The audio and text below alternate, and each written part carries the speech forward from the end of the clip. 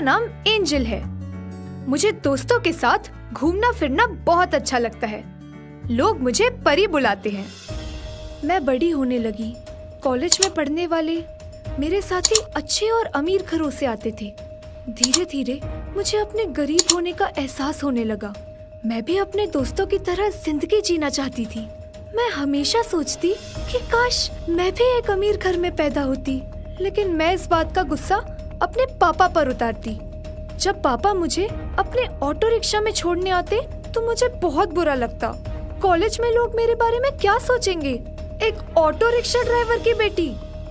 मुझे अपने पिता का कॉलेज आना बिल्कुल अच्छा नहीं लगता। पापा मेरी जरूरतों को पूरा करने के लिए दिन रात मेहनत करते।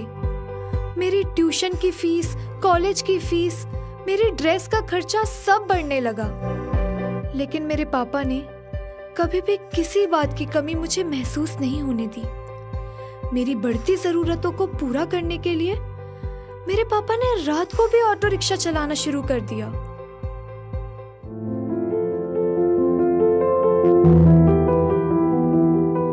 लेकिन मुझे पापा की तकलीफों से मानो कोई वास्ता ही नहीं था।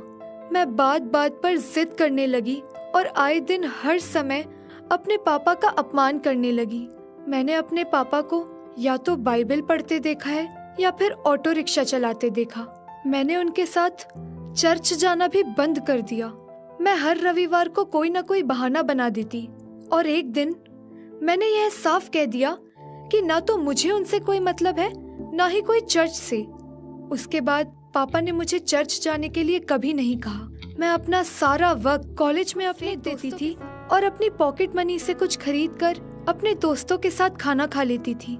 एक दिन मेरे कॉलेज के सभी साथियों ने मिलकर फिल्म देखने और रेस्टोरेंट में खाना खाने का प्लान बनाया। मैं भी अपने दोस्तों के साथ जाना चाहती थी, लेकिन पैसे न होने की वजह से मैंने अपने दोस्तों को इनकार कर दिया और सर दर्द होने का बहाना बना दिया। मैं अकेली कॉलेज कैंटीन में बैठी थी। तभी मुझे पीछे से किसी ने कंधे पर थपथपाया। एंजल, क्या हुआ? तुम नहीं गई अपने दोस्तों के साथ? नहीं गई। वो थोड़ा सर में दर्द था ना, इसलिए। तुम नहीं गए? मैं और उनके साथ?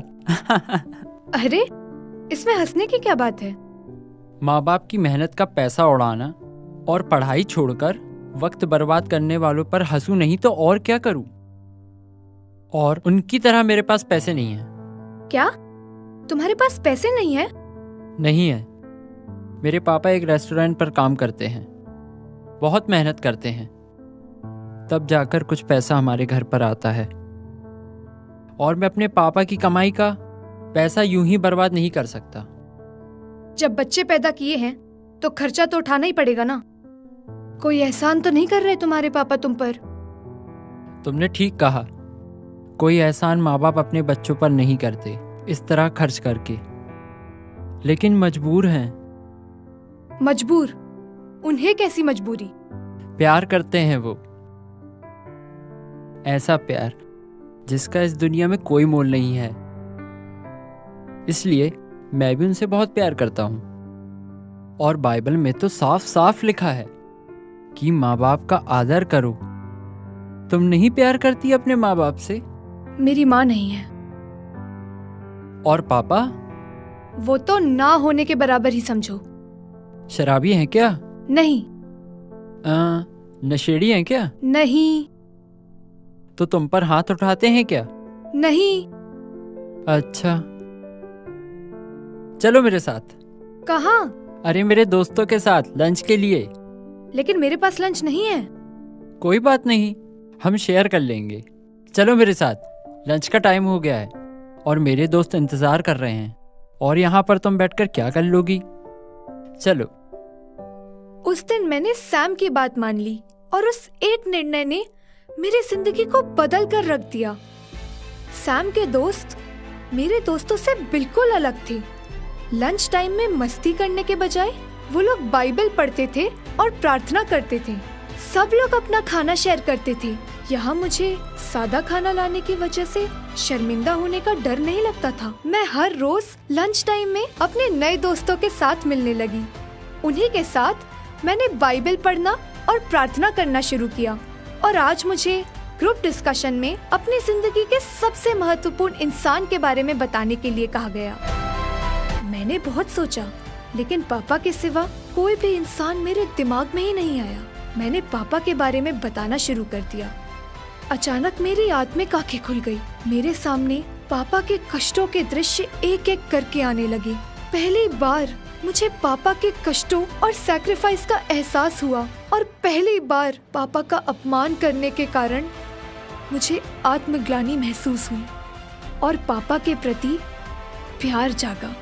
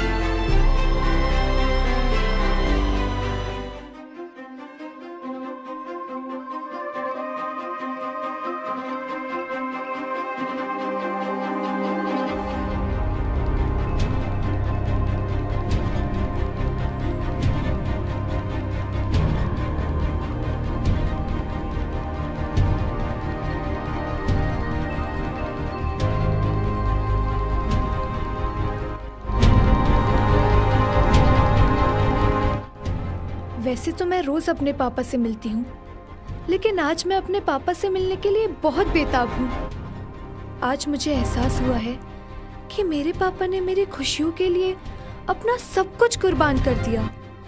मेरे ही कारण उन्होंने कभी दूसरी शादी नहीं की। मैं अपने पापा की इकलौती बेटी हूँ। मेरी माँ का देहांत मेरे पैदा होते ही हो गया था। मैंने कभी भी अपनी माँ को नहीं देखा। पापा कहते हैं कि वो बिल्कुल मेरे ही तरह खूबसूरत थी।